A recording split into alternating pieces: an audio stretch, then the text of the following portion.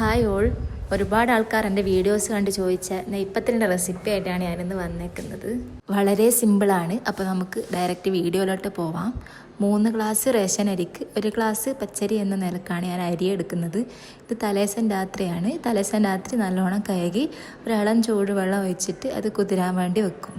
ഇനിയിപ്പോൾ നിങ്ങൾക്ക് പെട്ടെന്ന് ഉണ്ടാക്കാൻ വേണ്ടിയിട്ടെങ്കിൽ നല്ല തിളച്ച വെള്ളത്തിൽ കുതിർത്താലും മതി. മിക്സീൻ്റെ ഏറ്റവും ചെറിയ ജാറാണ് ഞാനിത് അരക്കാൻ വേണ്ടി ഉപയോഗിക്കുന്നത്. വളരെ കുറച്ച് വെള്ളം ഉപയോഗിച്ചിട്ട് മാത്രം അരക്കുക.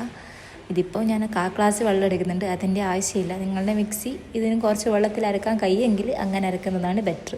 അരക്കുമ്പോൾ മുഴുവനായിട്ട് അരക്കാൻ പാടില്ല, കുറച്ചൊരു തരിയോടുകൂടി അരക്കണം. ഈ ഒരു വീഡിയോയിൽ കാണുന്നവരട്ടെ, മുഴുവനായിട്ട് അരച്ചാൽ നമുക്ക് ആ നെയ്പ്പത്തിൽ ചുടുമ്പോഴുള്ള ഒരു തരി പോലത്തെ എഫക്റ്റ് കിട്ടൂല.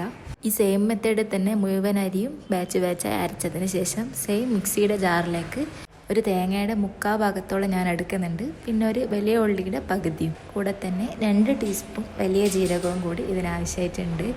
വലിയ ജീരകം ഇടുന്ന സമയത്ത് തന്നെ നമുക്ക് മുഴുവനായിട്ട് അരിയിലേക്ക് വേണ്ട ഉപ്പും കൂടി ഇതിലേക്ക് ചേർത്ത് കൊടുത്തിട്ട് ഇത് നന്നായിട്ടൊന്ന് ഒതുക്കിയെടുക്കാം. തേങ്ങ എത്രത്തോളം കൂടുതൽ എടുക്കുന്നോ അത് ആശ്രയിച്ചിട്ടായിരിക്കും നമ്മൾ നെയ്പ്പത്തിൻ്റെ സോഫ്റ്റ്നെസ് ഉണ്ടായിരിക്കും. അപ്പോൾ ഞാൻ ഈ എടുത്ത തേങ്ങ മുഴുവനായിട്ട് ഇതിലേക്ക് ഇട്ടിട്ട് കൈ ഉപയോഗിച്ചിട്ട് തന്നെ നല്ലോണം മിക്സ് ചെയ്തെടുക്കുകയാണ്. സ്പൂൺ ഉപയോഗിച്ചാലൊന്നും ഈ ഒരു എഫക്റ്റ് കിട്ടൂല. കൈ ഉപയോഗിച്ചിട്ട് തന്നെ പറ്റുമെങ്കിൽ നല്ലോണം മിക്സ് ചെയ്ത് കൊടുക്കുക. ഇതിൻ്റെ കൺസിസ്റ്റൻസി കണ്ടിട്ട് ആരും പേടിക്കണ്ട. ഇത് കുറച്ച് അരിപ്പൊടി ഇട്ട് ഒന്നുകൂടി ഒന്ന് സെറ്റാക്കാനുണ്ട്. അപ്പോൾ ഏതെങ്കിലും ഒരു ബ്രാൻഡിൻ്റെ അരിപ്പൊടി എടുക്കുക. ഞാനിപ്പോൾ ആമീസിൻ്റെ പത്തിരിപ്പൊടി എടുത്തിട്ടാണ് ഇത് ടൈറ്റ് ആക്കുന്നത്. ആവശ്യത്തിന് പത്തിരിപ്പൊടി ഇടുക. കൂടുതലായിട്ട് ഇട്ടാൽ ഓവർ ടൈറ്റായി പോവും. അപ്പോൾ വെള്ളത്തിൻ്റെ കണ്ടൻറ്റ് പറഞ്ഞാൽ നമ്മൾ നെയ്പ്പത്തിൽ പൊങ്ങാൻ സാധ്യത കുറവാണ്. അരിപ്പൊടി ഇട്ട ശേഷം നന്നായിട്ട് കൈ കൊണ്ട് തന്നെ മിക്സ് ചെയ്യാൻ ശ്രദ്ധിക്കുക.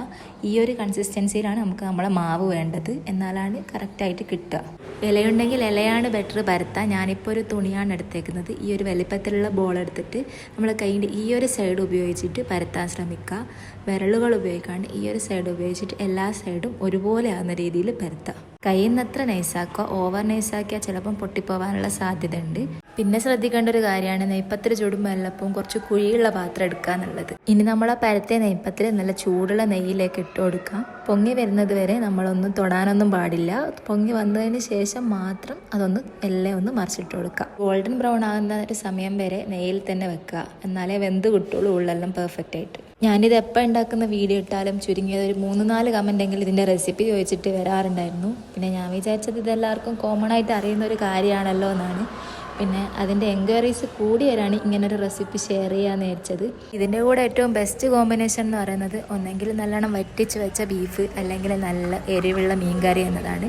അപ്പോൾ ഇഷ്ടമായിട്ടുണ്ടെങ്കിൽ എല്ലാവരും ഒന്ന് ട്രൈ ചെയ്തിട്ട് കമൻറ്റിലൂടെ പറയുക. സബ്സ്ക്രൈബ് ചെയ്യാത്തവരാണെങ്കിൽ സബ്സ്ക്രൈബും ചെയ്യുക. പറ്റുമെങ്കിൽ നിങ്ങളുടെ ഫ്രണ്ട്സിലേക്കും കൂടി ഈ വീഡിയോ ഒന്ന് ഷെയർ ചെയ്തേക്കണം. അപ്പോൾ ഓക്കെ.